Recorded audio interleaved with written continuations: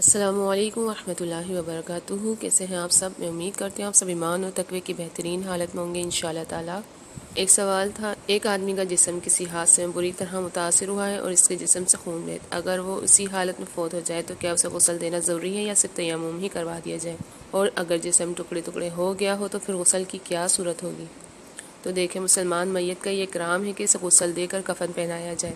اگر جسم کسی حادثے میں بری طرح متاثر ہو گیا ہے یا اس کے جسم سے خون بہتا ہے تو روئی وغیرہ سے اس کا خون صاف کیا جائے، پھر اسے غسل دیا جائے اور زخموں پر روئی رکھ دی جائے تاکہ خون نکلنے سے کفن خراب نہ ہو۔ اگر جسم ٹکڑے ٹکڑے ہو چکا ہے تو بھی تمام اجزاء کو جمع کر کے ان پر پانی بہا دیا جائے۔ تیمم کی سہولت صرف زندہ انسانوں کے لیے ہے تاکہ انہیں تکلیف نہ ہو یا پانی لگنے سے زخم خراب ہونے کا اندیشہ نہ ہو۔ میت کو بہرحال غسل ہی دینا چاہیے، خواہ پانی بہا دینے کی شکل میں ہی ہو۔ ہاں، البتہ اگر پانی میسر نہ ہو تو میت کو تیمم کروایا جا سکتا ہے۔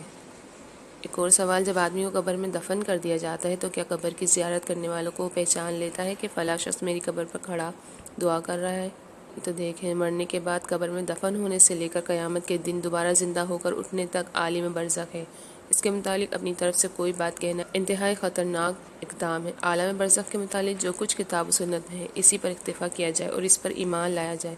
کتاب و سنت میں اس کے متعلق کوئی صراحت نہیں۔ کچھ لوگوں نے ایسی احادیث بنا رکھی ہیں جن سے معلوم ہوتا ہے کہ میت کسی واقف شخص کو جب وہ قبر پر آتا ہے تو پہچان لیتی ہے، لیکن ایسی احادیث کی شرعی طور پر کوئی حیثیت نہیں۔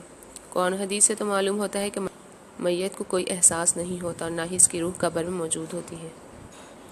وَمِن وَرَائِهِمْ بَرْزَخٌ إِلَىٰ يَوْمِ يُبْعَثُونَ، سورہ مؤمنون کی آیت نمبر 100 ہے۔ اب مرنے والوں کے پیچھے ایک پردہ حائل ہے جو دوبارہ زندہ ہونے تک پڑا رہے گا۔